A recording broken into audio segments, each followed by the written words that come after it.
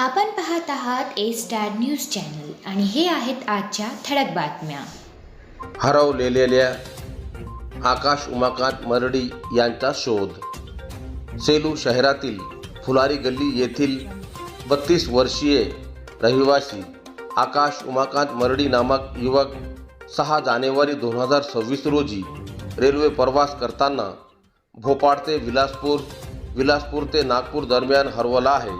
सदर युवकाच्या अंगात आभाळ रंगाची शर्ट व काळ्या रंगाची पॅन्ट, पायात काळ्या कलरचा बूट, एका हातावर आकाश आई असे नाव गोंदलेले असून तर दुसऱ्या हातात रुद्राक्ष असून सदर वर्णनाचा युवक कोणा सापडल्यास शोभा उमाकांत मरडी, राहणार फुलारी गल्ली सेलू, भ्रमध्वनी क्रमांक 86 98 39 38 71 या क्रमांकावर संपर्क साधावा.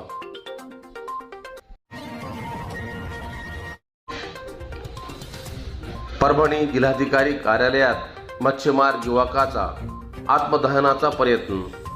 येलदरी धरणावर मच्छीमारी करणाऱ्या युवकांनी आज दिनांक 10 जून बुधवार रोजी परभणी जिल्हाधिकारी कार्यालयामध्ये डिझेल टाकून पेटवून घेण्याचा प्रयत्न केला.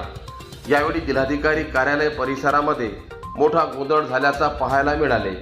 परभणी जिल्ह्यातील प्रमुख धरण असलेल्या येलदरी प्रकल्पामध्ये स्वर्गीय राजीव गांधी मच्छीमार संस्था ही मच्छीमारी करते, परंतु या संस्थेकडून नियमाची पायमल्ली केली जात असून दादागिरी करून मारहाण केली जात आहे आणि त्यामुळे मच्छीमारावर उपासमारीची वेळ आली असल्याचा आरोप या युवकांनी केला आहे. यावेळी पोलिसांसोबत आंदोलनकर्त्यांची मोठी झटापट झाली.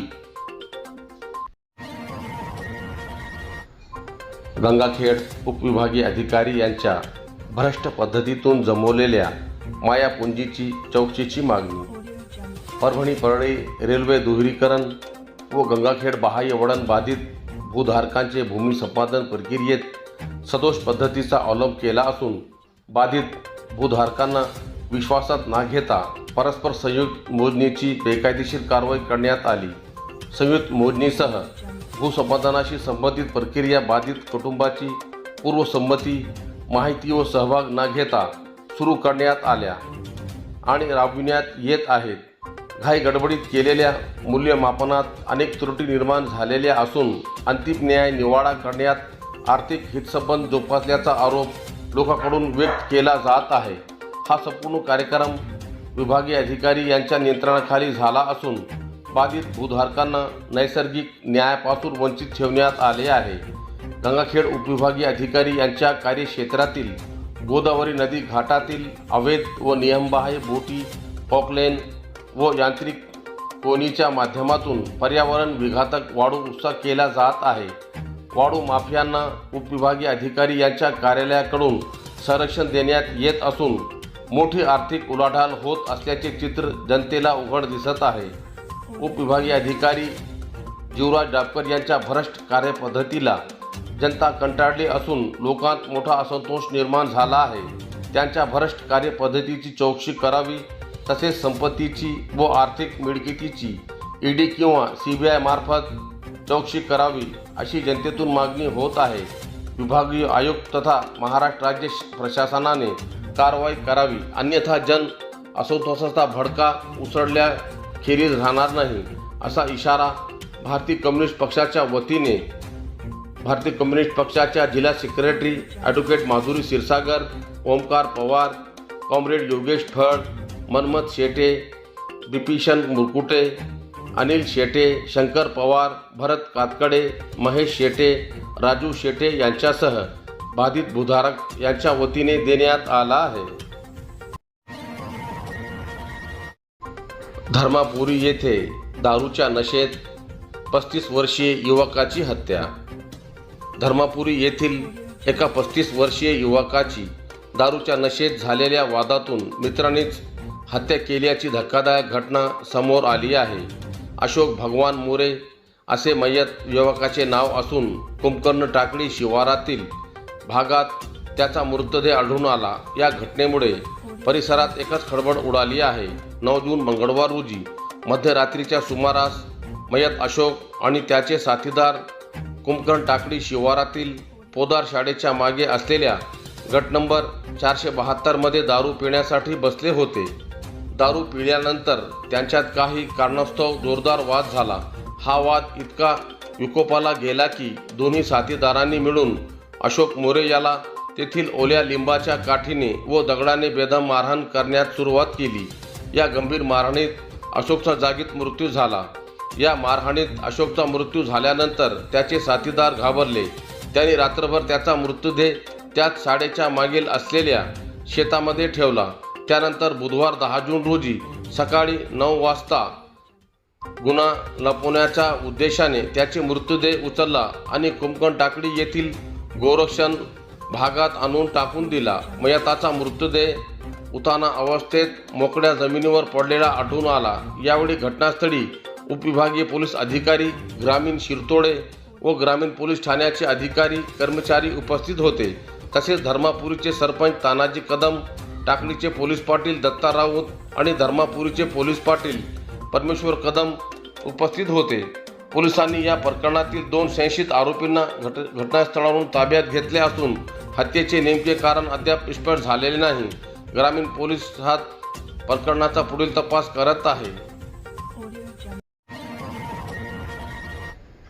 सेलू बस स्थानकात बसमध्ये चढताना महिलेच्या गळ्यातील सोन्याचे मंगळसूत्र लंपास.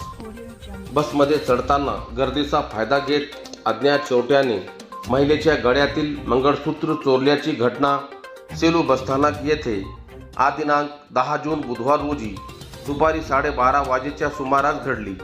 नाशिक येथे कामाला असलेले दाम्पत्य सेलू येथे बसस्थानक येथे आले व मुलीकडे पाथरी येथे जाण्यासाठी पाथरी आगाराची सेलू पाथरी बस क्रमांक MH208792 मध्ये चढत असताना कमल पंडितराव डंबाडे राहणार धनेगाव यांच्या गळ्यातील 3 ग्राम सोन्याचे मंगळसूत्र अज्ञात चोरट्याने लंपास केल्याची घटना घडली.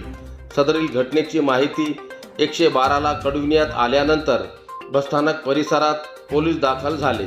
त्यानंतर सदरील महिला व त्यांचे पती तक्रार देण्यासाठी पोलीस ठाण्यात तक्रार दाखल केली. मागील अनेक दिवसापासून सेलू बसस्थानक परिसरात चोरीच्या घटना तसेच महिला व मुलींना छेडछाडीच्या घटनेत वाढ झाली आहे. चोरीच्या घटनेमुळे बसस्थानक परिसरात प्रवास करणाऱ्या प्रवाशांमध्ये भीतीचे वातावरण निर्माण झाले आहे. सेलू पालिकेचे नगराध्यक्ष मिलिंद सावंत यांची सरचिटणीसपदी निवड. सेलू नगरपालिकेचे नगराध्यक्ष मिलिंद सावंत यांची महाराष्ट्र राज्य नगराध्यक्ष महासंघाच्या राज्य सरचिटणीस म्हणून महासंघाच्या नुकत्याच मुंबई येथे पार पडलेल्या बैठकीत निवड करण्यात आली. या बैठकीस राज्यभरातून जवळपास 100 नगराध्यक्ष उपस्थित होते. मिलिंद सावंत यांच्यावर औरंगाबाद, मराठवाडा विभाग व उत्तर महाराष्ट्र विभागाची जबाबदारी सोपवण्यात आली आहे.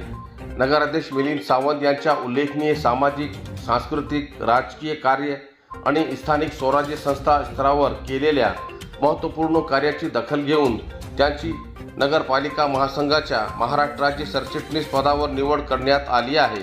या निवडीबद्दल नगराध्यक्ष महासंघ, महाराष्ट्र राज्य कार्याध्यक्ष रणजित चव्हाण, अध्यक्ष रुचिता घोरपडे, संयोजक लक्ष्मण लटके यांनी स्वागत केले आहे.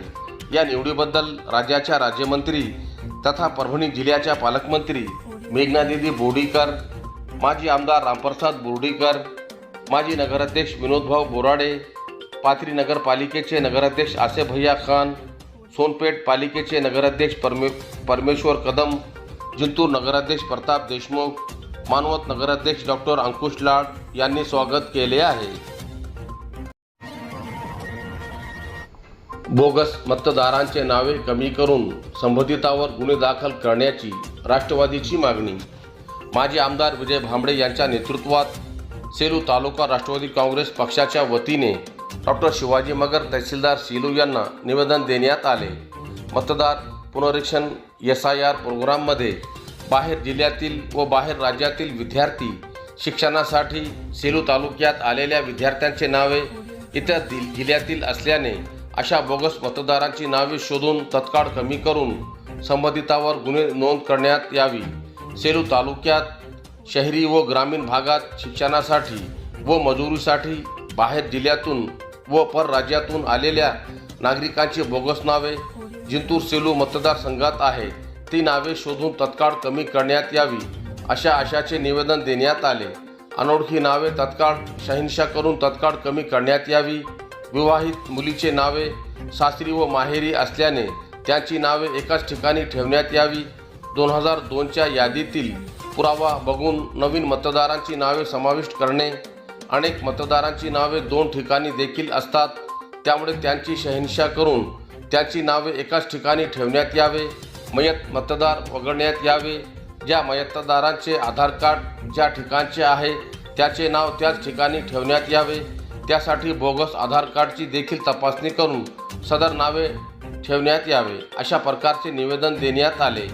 दिलेल्या निवेदनावर राष्ट्रवादी काँग्रेस पक्षाचे पुरुषोत्तम पावडे, प्रकाश मुळे, चंद्रकांत गाडेकर, प्रशांत नाईक, जीवन आवटे, राष्ट्रवादी काँग्रेस पक्षाचे सेलू तालुकाध्यक्ष सुधाकर रोकडे, शुभम कदम, दिलीप शेवाडे, अनिरुद्ध नाईक, रामेश्वर गाडेकर, बालाप्रसाद राठोड, मदन पवार, शिवाजी गिनगिने, श्रीधर गिनगिने, संजय बहिरट, श्याम डक, अब्दुल मजीदभाई बागबान, कार्तिक कुलकर्णी, मनोज गाडेकर, बाळासाहेब मुसळे, प्रवीण अप्पा महाजन, सुभाष वायगुंडे, सर्जेराव शेरे यांच्यासह आदींच्या स्वाक्षऱ्या आहे.